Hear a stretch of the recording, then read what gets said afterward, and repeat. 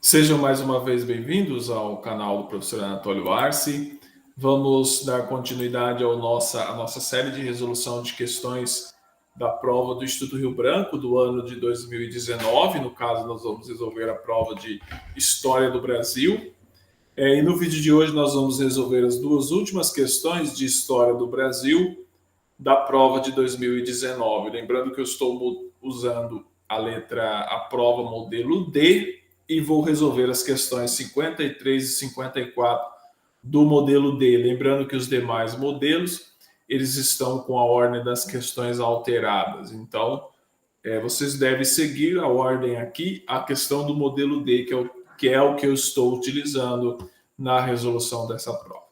E a questão 53, eu vou resolver 53, 54, elas não estão tão difíceis quanto as demais questões que eu já resolvi nos vídeos anteriores. A questão 53, ela vai trazer o seguinte enunciado: o período de 1930 a 1945 foi decisivo para a emergência de um conjunto de reformas que modificaram profundamente as relações de trabalho e de produção e de trabalho do país. Quanto a estes temas, julgue-se ou eu os itens a seguir.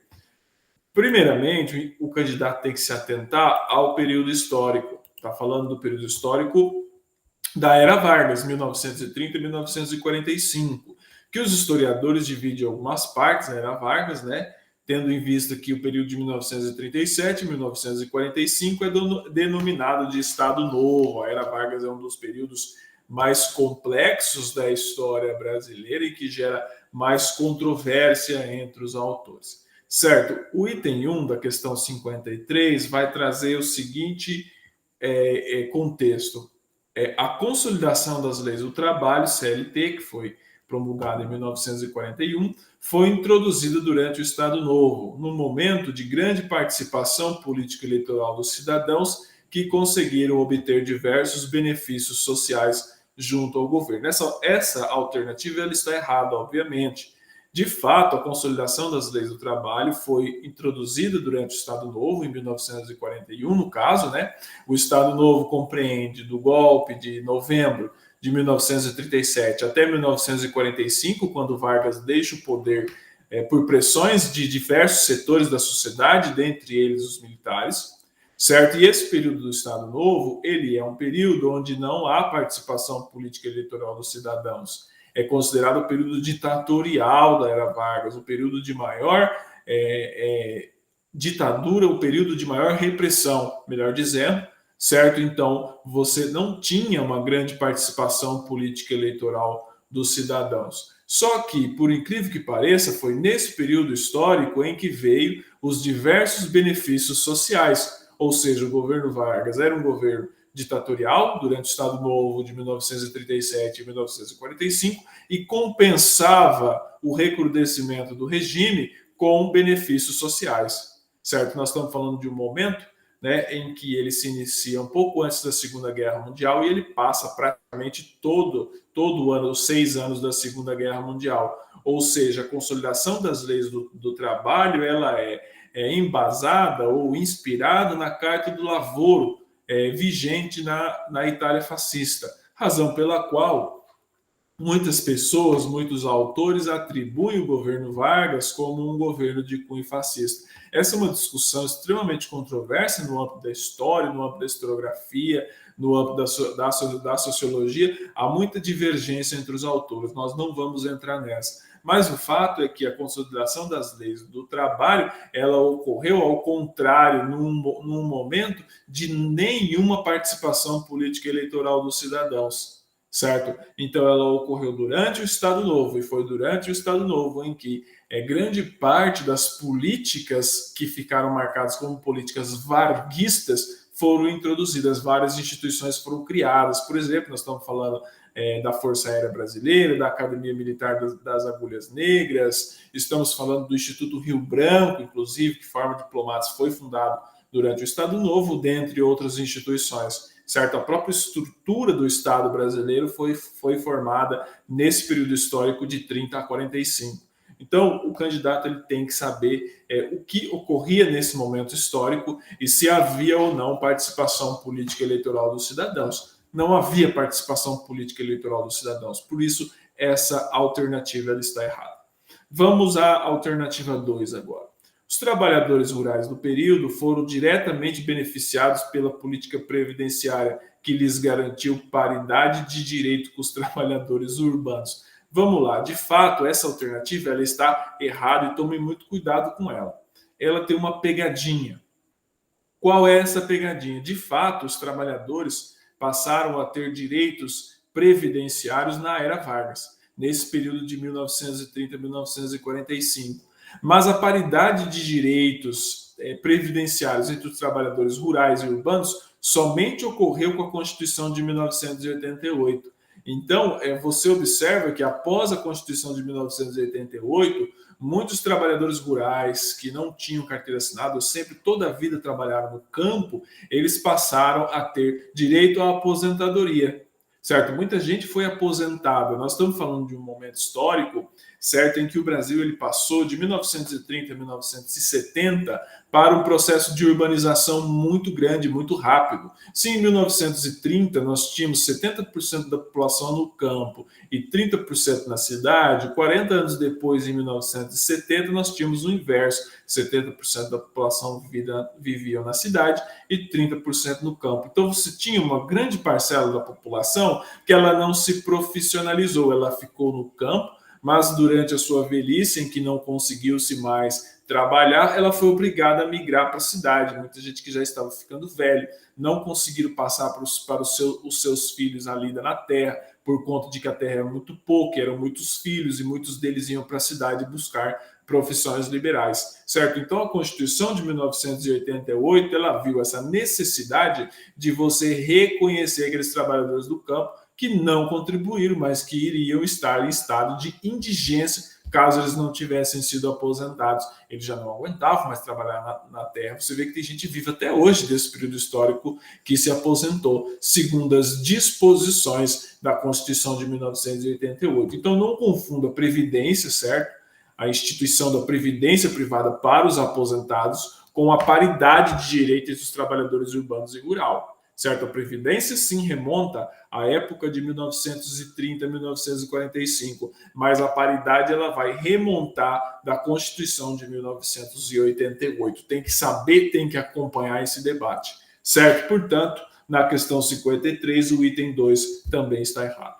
Vamos ao item 3 agora. O item 3 vai dizer o seguinte, na década de 1930, ocorreu uma mudança significativa na composição da classe trabalhadora, da classe operária, sobretudo em São Paulo, associada à redução do fluxo de imigrantes estrangeiros.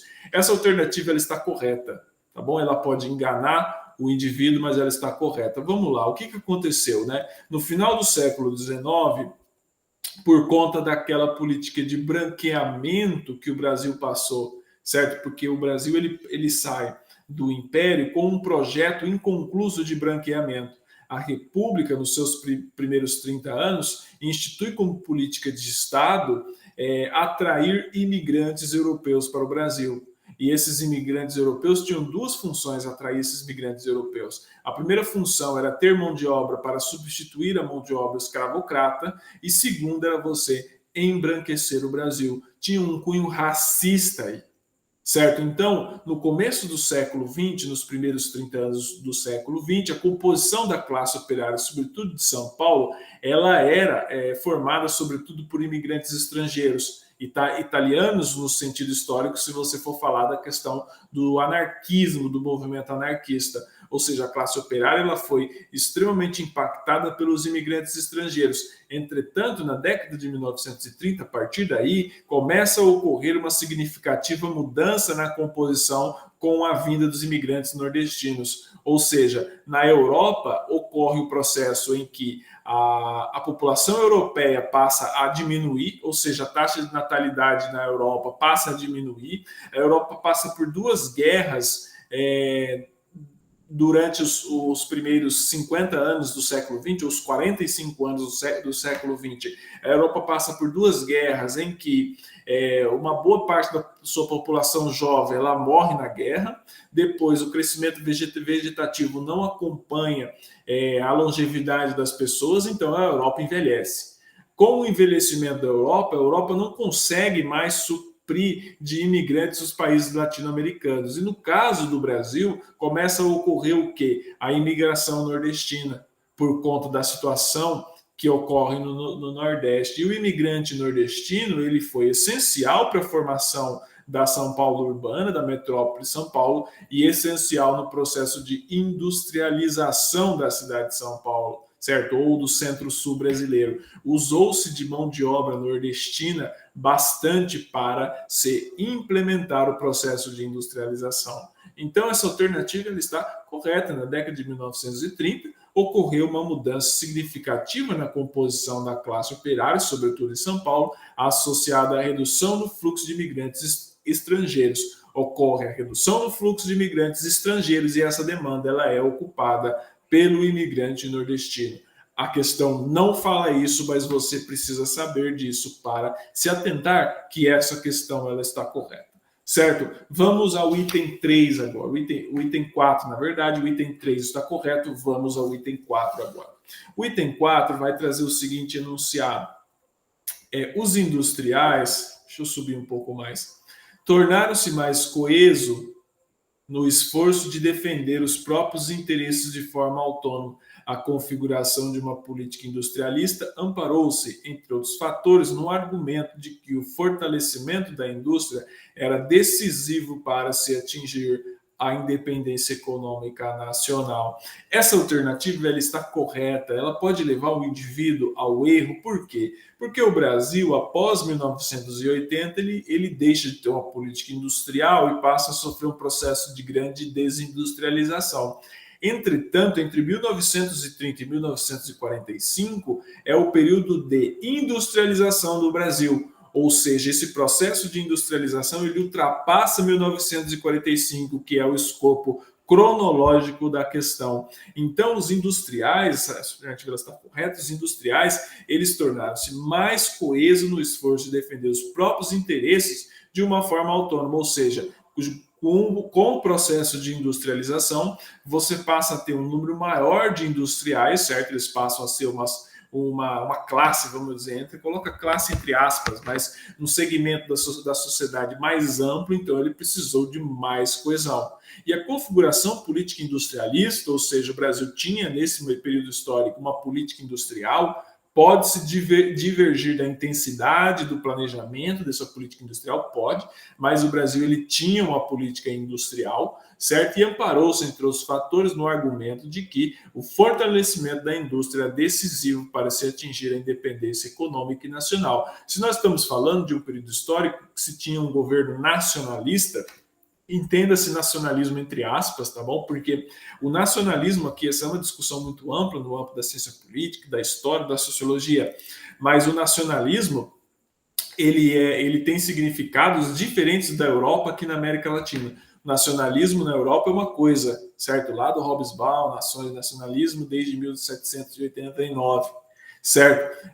Nacionalismo aqui na América Latina tem um significado distinto, até porque faz parte de um processo histórico diferente, certo? Enquanto na Europa o nacionalismo é produto da Revolução Francesa, certo? Em que se tem uma discussão do caráter nacional, o nosso nacionalismo é inspirado no nazifascismo. Então ele remonta a questão do nazifascismo aqui.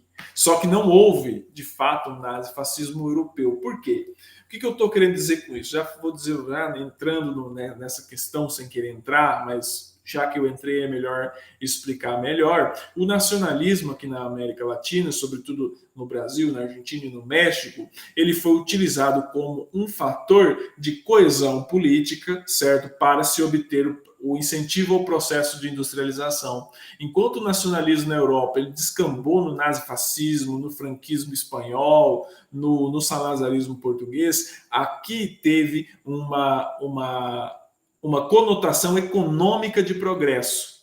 Enquanto lá é considerado um retrocesso, aqui teve uma conotação econômica de progresso, a questão do nacionalismo, certo? Porque o nacionalismo ele é muito mais do que o culto aos símbolos nacionais.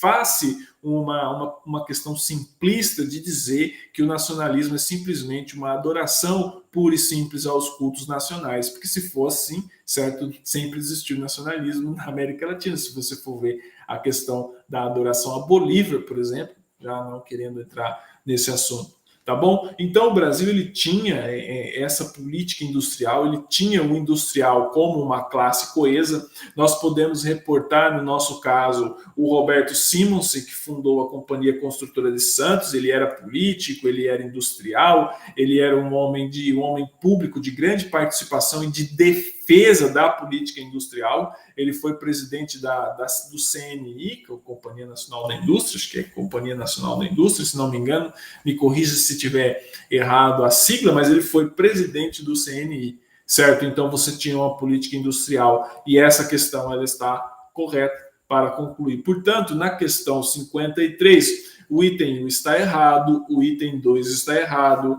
o item 3 está correto e o item 4 também está correto. Certo? Vamos à questão 54.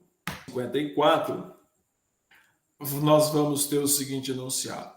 No que tange aos impactos tecnológicos e digitais nas transformações políticas e sociais do Brasil no século XXI, julgue C ou E os itens a seguir. Vamos lá, o item 1 vai dizer o seguinte, ó.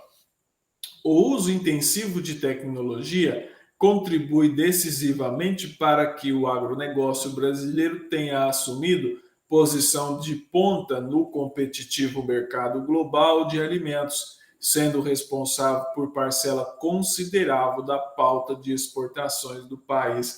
Essa alternativa ela está correta e se você olhar o processo de desindustrialização do Brasil, iniciado na crise da década de 1980, em que o Brasil ele deixa de ter uma política industrial consistente, certo? Esse buraco ele é ocupado pelo agronegócio. E o agronegócio brasileiro é um assunto polêmico, né? Porque o agronegócio não é quando se fala de agronegócio, você não tem uma homogeneidade, certo? Você tem setores altamente tecnológicos dentro do agronegócio e você tem setores um tanto reacionários que desmatam, que queimam, certo? Então, o agronegócio não é algo homogêneo, mas ele está falando do agronegócio no seu sentido de uso intensivo de tecnologias que fez com que o Brasil pudesse atingir recordes de produção de commodities, no caso, né, das commodities brasileiras, para que pudesse exportar. Hoje você vê que o principal destino das nossas commodities é a China. E o uso intensivo de tecnologia fez com que o Brasil se tornasse competitivo no agronegócio no âmbito internacional. Se essa competitividade ela vai continuar agora daqui para frente, na década de 2021, né, na década de 2020, por exemplo, nós não sabemos, mas até agora o uso intensivo da tecnologia contribuiu decisivamente para que o agronegócio brasileiro tenha assumido posição de ponto e competitivo no mercado global de alimentos, certo? Portanto, na questão 54, a alternativa 1 está correta. Vamos à alternativa 2. A alternativa 2 vai dizer o seguinte: embora continue a ser uma das mais importantes petroleiras mundiais, a Petrobras encontra dificuldades para se expandir em face de determinados obstáculos técnicos que ainda não conseguiu suplantar, a exemplo do domínio da tecnologia apropriada para a exploração de petróleo em águas profundas, o que reduz acentuadamente a participação dela no pré-sal. Essa alternativa ela está errada de começo, quase que no começo ao fim. Realmente, a Petrobras ela encontra certas dificuldades, entretanto, aonde que você encontra o erro aqui? A Petrobras ela foi fundada durante o segundo governo Vargas, foi uma grande luta para se criar a Petrobras. Em outros países como México, por exemplo, e a Venezuela, esse processo de nacionalização foi bem menos traumático. Aqui gerou um grande debate nacional de setores políticos que não queriam estatizar o petróleo. O petróleo, na década de 1950, sobretudo após a Primeira Guerra Mundial, né, em 1945 para frente, a Segunda Guerra, melhor dizendo, 1945 para frente, o petróleo atingiu um patamar de protagonismo na geração de energia, puxado pela economia norte-americana, que é uma economia petroleira, até hoje é uma economia que consome muito petróleo como sua principal fonte de energia, não é uma fonte de energia barata, não é uma fonte de energia limpa. Entretanto, a segunda metade do século XX e esses primeiros anos do século XXI, não sei se nós vivemos num período de transição, daqui a algumas décadas eu posso até relatar isso para vocês, mas hoje nós vivemos na era do petróleo, sobretudo após 1945. E a Petrobras acompanhou, sim, certo? Tinha domínio de tecnologia, inclusive investiu bastante em tecnologia nos últimos anos, sobretudo nos governos do Lula, certo? Nos governos do Fernando Henrique, mas principalmente nos governos do Lula. Fez muito concurso público, ou seja, tinha tecnologia apropriada para a exploração de águas profundas. Por que não o faz? Essa alternativa ela está correta, aí surge uma outra discussão. O preço do petróleo no mercado internacional ele tem que estar atrativo, porque os custos para explorar petróleo em águas profundas são altos. Então, se o petróleo estiver no mercado internacional estiver um preço baixo, não vai compensar. Mas no começo da década de 2010, entre os anos de 2009 e 2014, o petróleo chegou até a $150 o barril, certo? E despencou por volta de 2015 para 49, para 39, para 35, certo? Porque é o preço do petróleo no mercado internacional. É julgado por vários outros fatores que não vem ao caso aqui a gente falar, até porque eu também não sou economista, não sou especialista para falar. Mas o que fica de válido para nossa análise é que essa questão ela está errada, sobretudo quando fala que a Petrobras não tinha tecnologia apropriada para a exploração de petróleo em águas profundas. Aqui que está o erro, o que reduz acentuadamente a participação delas no pré-sal. Não foi por isso que se reduziu acentuadamente a participação dela no pré-sal. E a Petrobras não foi privatizada, por mais que o atual governo tenha vendido essa plataforma para o mercado internacional, para a maioria das pessoas ou para aqueles que se dizem liberais de plantão, liberais, mas que estão ali aferrados a um carguinho público e a um mandato e querem ser funcionário público, porque deve ser muito bom e é realmente, dependendo de qual cargo você ocupa. Portanto, na questão 54, o item 2 está errado. Vamos lá, o item 3 agora. O item 3 vai dizer o seguinte, a parceria entre capitais públicos e privados apresentou bons resultados demonstrados pelas recentes privatizações da indústria aeronáutica com a Embraer e na pesquisa agropecuária com a Embrapa. Essa alternativa ela está errada. E onde que está o erro? De fato, a parceria entre capitais públicos e privados apresentou bons resultados. Essa parte você não pode discutir porque é muito relativo, depende do ponto de vista. Mas quando ele fala das recentes privatizações da indústria aeronáutica e da indústria de agropecuária, é aí que está o erro. Por exemplo, a Embraer ela foi privatizada, entre aspas, né, em 2018, criou-se uma joint venture, né? Ela é considerada hoje uma empresa de capital aberto, mas a Embrapa ela é uma estatal, certo? A empresa brasileira de pesquisa e agropecuária, que foi criada em 1973 no governo do presidente Emílio Garrastazu Médici, em plena ditadura militar, ela foi criada e continua estatal até hoje. Inclusive, é importante dizer que na economia o regime militar ele era estatista, ele não era um regime liberal, certo? Sobretudo nesse período histórico em que a Embrapa ela foi criada. Então, muita gente se elegeu com a plataforma liberal, certo? Recorrendo ao período do regime militar, mas o regime militar não era. Você pode dizer, no final, ali no governo do Figueiredo, começou-se a implantar políticas de corte neoliberais na onda do liberalismo do Reagan e da Thatcher. Isso ocorreu, mas não no período em que a Embrapa ela foi criada. A Embrapa foi criada em 1973, esse período não era de economia neoliberal no Brasil, certo? Você tinha uma Guerra Fria, você tinha uma certa valorização do patrimônio nacional. Você tinha essa preocupação entre os militares de valorização do patrimônio nacional. Portanto, na questão 54, a alternativa 3 está errada. Vamos agora à alternativa 4. A alternativa 4 vai dizer o seguinte: graves problemas ainda envolvem a educação básica brasileira, entre as quais as persistentes deficiências estruturais que se manifestam, entre outros aspectos, nas instalações públicas das escolas, na frágil formação docente, nos baixos salários dos respectivos profissionais e na precariedade do aparato tecnológico. Essa questão não tem nem o que se discutir, ela está completamente correta. Qualquer um, minimamente, que tenha estudado em escola pública como eu, que exerce a profissão docente em escola pública como eu, sabe dos problemas em que tem a educação pública brasileira. Eu sei que o perfil do indivíduo que faz essa prova, ele é um perfil de um aluno que não estudou em escola pública, ou poucos estudaram em escola pública, e grande parte não conhece a realidade da escola pública brasileira. Acontece que durante o processo de redemocratização, houve uma expectativa muito grande no tocante ao Brasil fazer uma reforma